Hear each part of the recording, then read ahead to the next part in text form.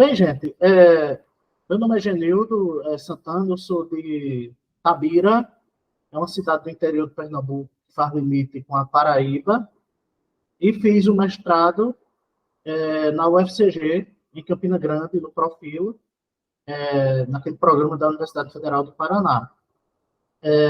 Eu sou professor há alguns anos, mas antes de ser professor, eu sou também poeta popular.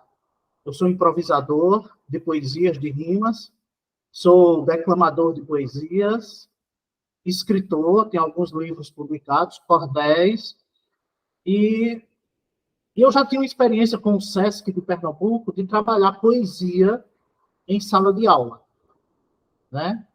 E quando eu fui para o mestrado, eu coloquei a proposta, o projeto, de tentar fazer o que a gente chamou de um triálogo entre a poesia, a filosofia e a educação, né? No caso, a poesia e a literatura de cordel. Foi o nosso trabalho que a gente trabalhou em 2020 e 2021. O meu orientador foi o professor Flávio Carvalho, né? Um amorzinho, uma figura que ajudou muito. E a nossa proposta era de travar na educação um debate, um diálogo entre filosofia e poesia, e depois levar esse diálogo para um triálogo com a educação, né? Eu vou tentar passar para vocês, eu sei que o tempo está... Ver se a apresentação vai. Eu me baseio basicamente assim, em Deleuze e Guattari, no livro que é Filosofia, mas principalmente em duas figuras lindas também. A Maria Zambrano, que é uma filósofa espanhola, e o Walter Corran, quando fez o livro Mestre Inventor, trabalhando as ideias de Simão Rodrigues. Então, a ideia de ser um mestre inventor. A nossa ideia era inventar em sala de aula. Essa ideia da invenção perpassa o nosso trabalho todinho. Porque a gente queria inventar, criar, como dizia o Simão Rodrigues, ou inventamos na educação ou erramos, né? Então, a nossa ideia era basicamente isso. Então, tudo foi muito novo para meus estudantes, para o Flávio, né, que era o meu orientador, para a escola onde eu trabalho numa escola particular aqui em Itabira, foi onde eu apliquei o projeto com turmas de 8º e 9º ano, cuja faixa etária é ali entre 14 e 15 anos, e a ideia era levar textos filosóficos e também poesias de cordéis que tratassem da mesma temática. Na minha aplicação, nós pegamos, por exemplo, uma entrevista do Michel Foucault, falando sobre homoafetividade, e depois levamos um texto de Varnesi Nascimento e Nando Poeta, são dois cordelistas aqui do Nordeste, tratando do mesmo tema, né? Tratando do mesmo tema. Depois fizemos outra intervenção pedagógica, trabalhando Camus, o mito de Sísifo, a questão do suicídio, e levamos cordéis que falavam também sobre o suicídio. E aí os estudantes tinham contato com o texto filosófico, com o texto cordelístico, e ao final da nossa intervenção, que acabava virando uma oficina, eles produziam suas próprias poesias. Essa foi a nossa intervenção, a nossa ideia de fazer o nosso trabalho do mestrado. E foi uma coisa maravilhosa. No nosso caso, a gente fez, realizou aqui na Escola Dom Bosco, e os alunos gostaram. A ideia de que todos participam, assim, todos falam. O filósofo fala, o cordelista fala, o aluno fala, né, porque ele acaba produzindo também sobre aquela temática, e os textos que eles produziam não é sobre outra temática, não. É sobre a mesma temática estudada para dar a visão deles. Porque eles viram a visão de um Camus, por exemplo, sobre o suicídio, viram a visão da Daiane Sacramento, que é uma poetisa de Sergipe, e vão expor também a visão deles sobre essa temática do suicídio através de um texto poético, né, ou de um texto cordelístico, como a gente fala aqui. Esse é, basicamente, o nosso trabalho, a nossa proposta de intervenção. Deixa eu ver se eu consigo apresentar para vocês, para ver alguns passos aí mais teóricos, metodológicos, né? Não está indo não, né? Não, no momento não conseguimos ver. Deixa eu ver se eu... Deixa eu ver aqui, selecionar...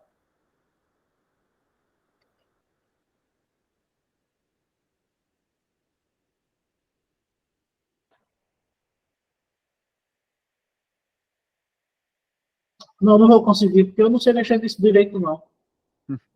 No caso, nesses ícones abaixo, teria ali um com a caixa com uma seta para cima, apresentar agora? Apresentar agora, mas não aparece. Deixa eu ver aqui, janela. Ah, cheguei, agora eu acertei. Vou Aí. compartilhar, vocês vão ver aí alguma coisa. Até porque está bem ilustrado, a gente conseguiu fazer umas ilustrações, né? Estão vendo agora? Não, ainda não estamos vendo. Deixa eu ver aqui.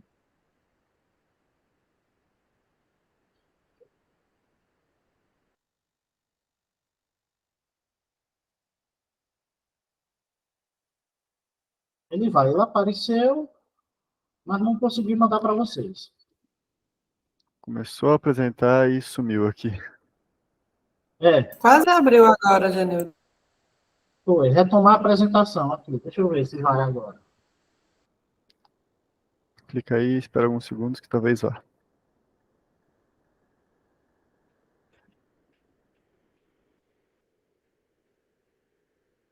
Compartilhar.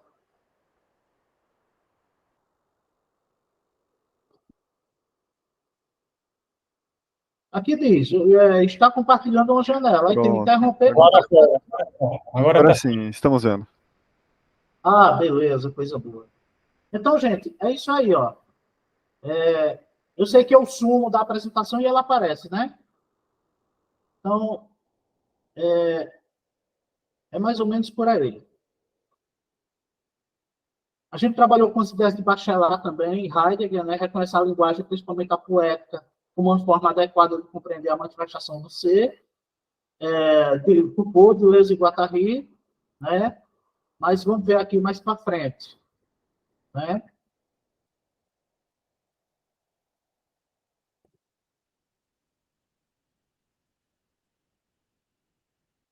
É a partir daqui, ó. Defendemos a tese de que é possível construir um diálogo entre a filosofia e a literatura de cordel, como formas de pensamento, né? E também que é possível ensinar filosofia por meio desse tipo de poesia. Assim, nós vamos expor os argumentos conceituais, os procedimentos metodológicos, né, que a gente realizou. Desse modo, tanto os professores quanto os estudantes se envolvem com o pensar conceitual da filosofia e com o pensar afetivo, isso é bem deleuziano, né, da arte, pensando os problemas da realidade e criando suas próprias compreensões e expondo-os em textos literários.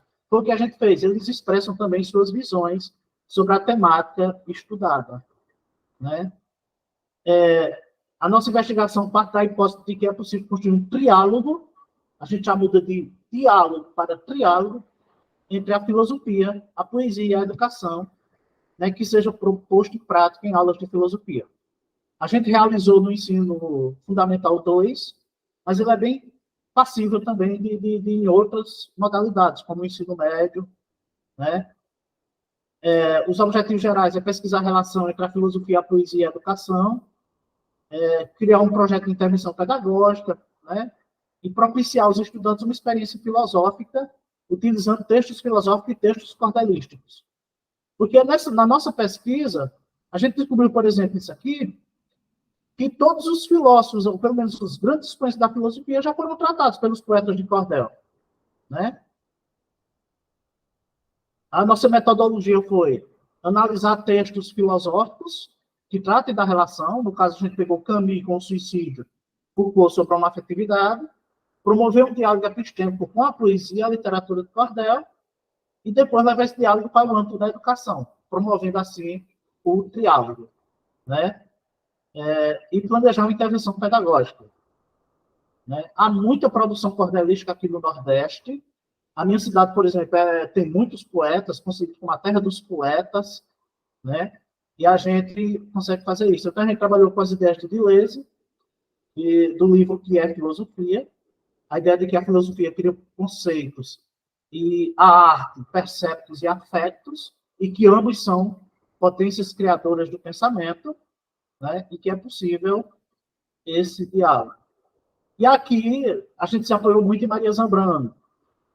Na tradição filosófica, vocês sabem, o logos demonstrativo aristotélico e Platão, na República, houve como que uma expulsão dos poetas. Né? Os poetas não tiveram vez, a linguagem poética foi como que escamoteada, foi como que colocada à margem. E a Maria Zambrano, no livro de 1939, fez um livro chamado de A Razão Poética, né? E, aliás, filosofia e poesia, onde ela trabalha esse conceito de razão poética. Ela tenta trazer a poesia para o diálogo com a filosofia. E ela chama as razões do coração, né? A via logóica do coração. Sendo a filosofia o cérebro, a poética seria o coração. E a razão poética como uma linguagem criadora, uma razão criadora, dialógica, sabe? Então, a gente trabalhou esses conceitos, fez esse diálogo, essas aproximações, né, necessárias entre o lógico, que é a filosofia, a palavra explicada, e o logos, que é a poesia. Esses são conceitos de Maria Zambrano, que é o logos, a poesia sem explicação. Que a poesia não se explica, né? Embora a literatura estude, ela é mais sentida e tal. Então, a gente fez todo esse traço, esse percurso conceitual, metodológico. E depois, a ideia aí do mestre inventor do livro de Walter Corra, sobre Simão Rodrigues. A ideia de criar, de se movimentar, de incluir, né, de inventar em sala de aula. Para nós foi muito importante esse momento. E aí, quais foram as possibilidades que a gente aventou? É uma aula experiência. Isso a gente pegou de Foucault, que falava em livros verdade, livro experiência, né? Uma aula experiência, não aula verdade. É uma aula que se compõe, se constrói, pensa ou não pensado, talvez. É uma aula movimento, né? É para compreender uma verdade e não tomar posse de uma verdade. Né? Existe muita fala e muita escuta de todas as partes, né? Olha para fora de si, a filosofia olhando para a poesia olhando para a filosofia, os estudantes olhando, né? A filosofia olhando para a educação e tal. A gente fez tudo isso.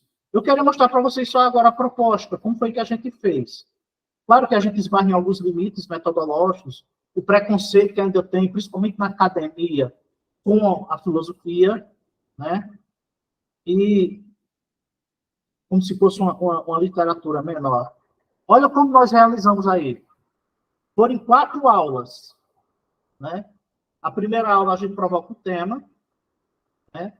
A segunda a gente faz as conexões, é onde a gente lê o texto filosófico e o texto poético e discute.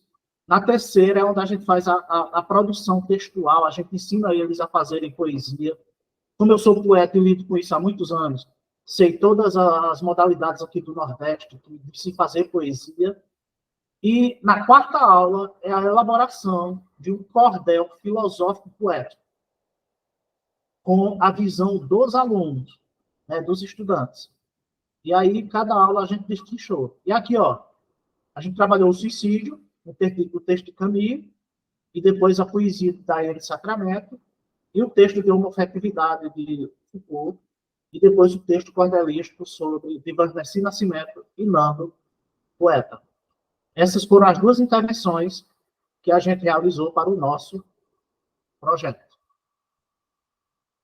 Bom, gente, não vou me estender muito para não extrapolar o tempo. A ideia é essa. Eu, como poeta, produzo muita poesia e, nesse mestrado, fiz muita poesia. Fiz um cordel sobre Maria Zambrano, fiz um cordel sobre poesia, né? Porque tem um colega aqui que a gente dialoga muito, que é o de São José do Egito, que ele é professor do IF do Rio Grande do Norte, Lindoaldo Campos, e a gente fica muito trocando figurinha, tanto de filosofia como de poesia. E aqui a nossa região é muito fértil na linguagem poética, muito mesmo. Para ter uma ideia, agora em setembro a gente tem uma missa do poeta, uma missa, para quem é católico e sabe o ritual da missa, uma missa rimada do começo ao fim, onde a pregação é feita por 2 cantadores de viola, não pelo padre. A oração litúrgica, que no dogma da Igreja Católica é intocável, é toda rimada. As leituras do Evangelho, a primeira leitura, a segunda leitura, a leitura do Evangelho, toda rimada. E somos nós que temos a associação aqui que fazemos, transformamos tudo isso em poesia. Aproveitei o que a minha terra tinha, levei para a universidade e trouxe o que a universidade tinha para a minha terra, para o meu povo, e fiz essa ponte. E essa foi a nossa experiência de intervenção no nosso projeto de mestrado, que foi defendido em 2021. Tá bom por aí? Legal, parabéns, Genildo. Deixa eu ocultar aqui para... Saiu? Ainda estamos vendo.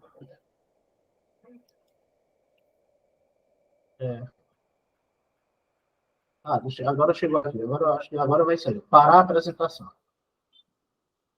Isso. Temos ainda aqui, temos ainda 4 minutos de apresentação e 10 de perguntas, ou então 14 minutos totais aí para perguntas. Deixa eu dizer uma poesia para vocês, pode ser? Claro. Já que tem um tempo? Tem. 4 minutos. Pronto, 4 minutos. Não. Um pouquinho a mais. É um minutinho só. Tem uma filósofa linda do Rio de Janeiro, Lara Sayão, e a gente dialoga muito com Lara Sayão, e uma vez conversando, ela colocou essa questão no debate dela: onde é que estou eu? E eu fiz uma poesia sobre o livro de Martin Buber, O Caminho do Homem. E para você ver como a gente transforma, como a gente pega o tema filosófico e transforma em poesia. É feito em forma de décimas, né? E diz assim: Martin Buber, para quem lê, diz no livro O Caminho, do homem que com carinho Deus perguntou sem auê: Adão, onde está você? Porque Adão se escondeu depois que ele cometeu o pecado com Eva junto. E eu também me pergunto: onde é que estou eu? Se Deus é onisciente, então por que perguntou? Será que ele brincou com Adão na sua frente? Deus quer ouvir da gente, onde nesse mundo seu encaixo o viver meu. Qual é a minha proposta? Por vez não tenho resposta. Onde é que estou eu? Responder é assumir, ao menos por um segundo, qual o meu lugar no mundo e por que vivo a fugir. O que Deus quis foi ouvir a voz de um filho seu, que ele se comprometeu com o Pai até o fim. Às vezes pergunto a mim: onde é que estou eu? Eu hoje me perguntei: como é que estou vivendo? O que eu estou fazendo? Onde eu me coloquei? Como os anos eu passei? Qual trabalho me envolveu? Qual é o destino meu? E não pude responder, mas caminho até saber onde é que estou eu. Isso a partir do livro de Martin Buber, O Caminho do Homem, nessa história de que ele perguntou a Adão onde era que Adão estava depois do pecado, como dizia Voltaire, do almoço criminoso que Adão fez no paraíso. Era só essa. Obrigada, Genildo, parabéns. Muito bem, amores. Genildo, muito interessante seu trabalho, fascinante, viu? Fiquei pensando várias coisas. Primeiro é que é um trabalho que ajuda a criar proximidade com a tradição filosófica, né? A tradição filosófica não é uma coisa que está só lá na Grécia, é uma coisa que está na cultura, e você oferece uma ponte, né, maravilhosa aí não só de apresentação, mas de produção também, na medida em que os alunos também produzem, né, seus próprios cordéis. Uma coisa que eu fiquei pensando é que na história da filosofia nós temos vários filósofos que experimentaram com formas de expressão diferentes. Então, né, filosofia não se faz só com com tratados filosóficos, né? Faz com diálogos, com ensaios, com poemas, com meditações. A forma do texto filosófico é uma coisa altamente variável. Agora com cordel também, né? Vejo que isso é uma possibilidade tão interessante quanto várias outras.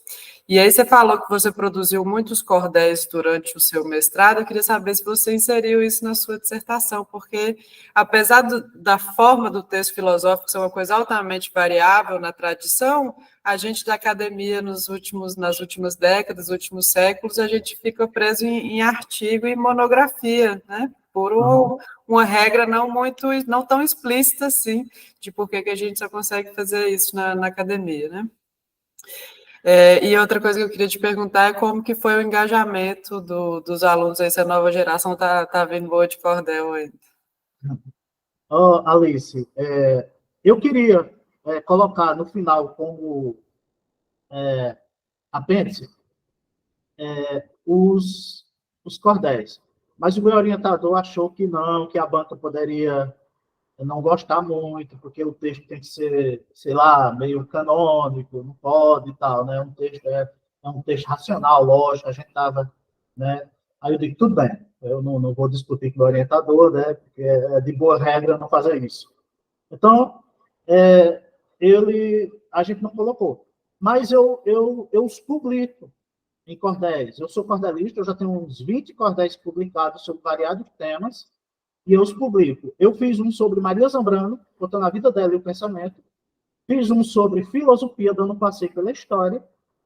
Fiz um sobre filosofar como uma abelha, a partir de um texto do aforisma 95, de Francis Bacon, do Novo Órgano, que é uma ideia linda. Foi um artigo que eu fiz e depois transformei em cordel. E fiz um sobre o mito do ser andrógeno, né? Lá de Platão, do mito do ser andrógeno. E a gente publica aqui esses cordéis. Depois a gente pode trocar e-mail, a gente vai estar aqui com os contatos, e eu posso depois mandar para vocês. Tem um professor Lindoaldo Campos, que é de São José do Egito, uma cidade aqui vizinha, ele trabalha no IEF, é doutor em filosofia, e Lindoaldo Campos fez uma coleção de 11 cordéis, tratando desde esse diálogo, né, entre o cordel e a cultura popular.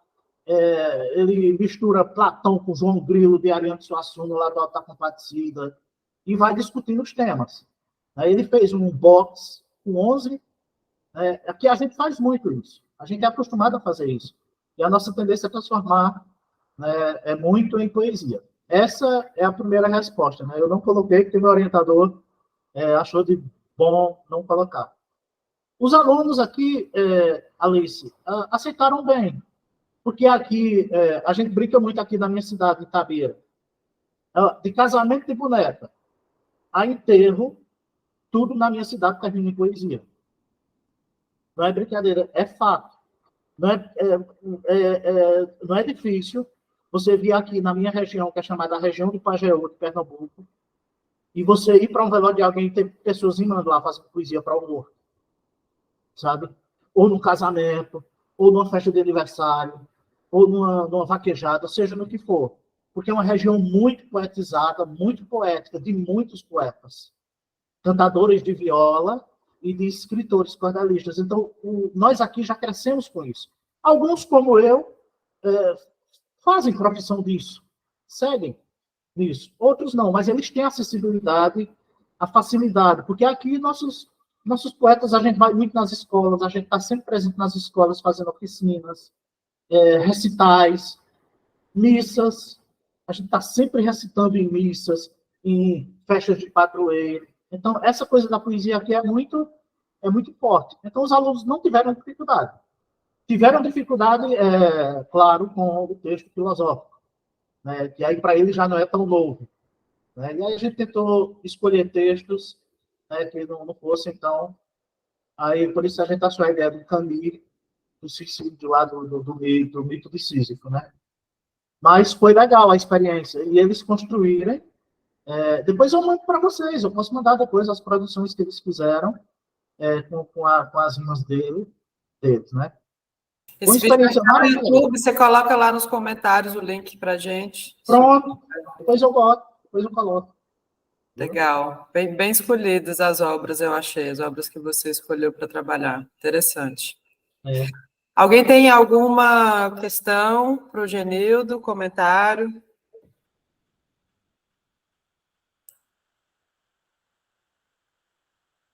Atentar para o tempo. Nós estamos dentro do tempo. Alguém tem muito alguma questão, comentário para o Genildo? Eu queria só perguntar se ele, porque ele já defendeu, né, esse mestrado, pelo que eu entendi. Sim, defendi em setembro de 2021. 2021. E você continua como docente e continua na pesquisa, com algum doutorado? Inclusive, estão falando agora ali do doutorado do Profilo, né? Uma nova Sim, novidade. eu continuo, Pablo. Eu sou professor de manhã nessa escola onde eu trabalho, que é uma escola que só tem até o fundamental. Eu estou lá há quase 20 anos, é uma escola particular. E sou professor também na faculdade à noite, aqui na cidade vizinha, Afogados em Gazeira. Só que lá é no curso de História, mas são com aquelas disciplinas introdutórias de filosofia e tal, né? Por isso que eu depois, lá para as 4h30, eu vou ter que pedir licença, porque eu tenho que me arrumar e ir para a faculdade. Estou lá todas as noites. E faço parte do GT Filosofia e Ensino de Filosofia da Universidade Federal de Campina Grande. Agora, a possibilidade do doutorado, eu estou vendo ainda, porque eu não encaminhei ainda nenhum projeto em relação a isso. Mas gosto muito, para mim foi um prazer. Pegamos a época da pandemia, mas deu para fazer tranquilo, graças a Deus. E continuo nas minhas pesquisas pessoais, tanto na área da filosofia, quanto na área da poesia. Bom, parabéns. Muito bom. Obrigado. E é um prazer estar aqui com vocês, né? E convido-os, quando terminar o tempo, Alice, você me diga, viu? Eu convido-os a algum dia visitarem o sertão de Pernambuco. Sei que somos de vários lugares aí do Brasil, né? Mas visitar o sertão de Pernambuco, que aqui vocês vão ver uma região onde a poesia está na alma do povo. Em todo lugar que você vai. Principalmente, assim, a partir de uma sexta-feira, que toda cidade aqui, em todo lugar, inclusive a minha, tem 1, 2, 3, 4 eventos de poesia para a gente ir toda semana. É muito forte esse negócio aqui. Né? Então, a gente sempre tem, no Nordeste como um todo, e aqui especialmente também, é muito forte isso. Que maravilha. Um lugar muito bom para fazer filosofia, então, porque filosofia é trabalho com as palavras também, né? Muito Justamente. Bom. E a gente tentou fazer esse diálogo, né, do mundo acadêmico com o mundo popular. Porque, como poeta que eu sou também, antes mesmo de ser professor, a gente sofre, infelizmente, ainda muito preconceito, sabe? Muito por parte de vários grupos, que acham que a poesia não chega nem a ser literatura, é uma subliteratura, né? E a gente tenta acabar com isso, esse negócio de... Peter Burke já discutia isso quando tratava em cultura na Idade Moderna, né? Essa nomenclatura de que existe uma cultura erudita e uma cultura popular, sabe? Que a cultura popular seria inferior. Eu sou poeta popular, a gente faz poesia, e a gente às vezes tem que romper algumas barreiras, né? Porque acha que por ser popular a gente fica só preso a coisas como Patativa do Assaré, mas por ser popular também a gente também declama poesias de Camões, de Mário de Andrade, de outros poetas, né? A gente está sempre ligado nessa coisa. Então, é por aí que a gente está caminhando.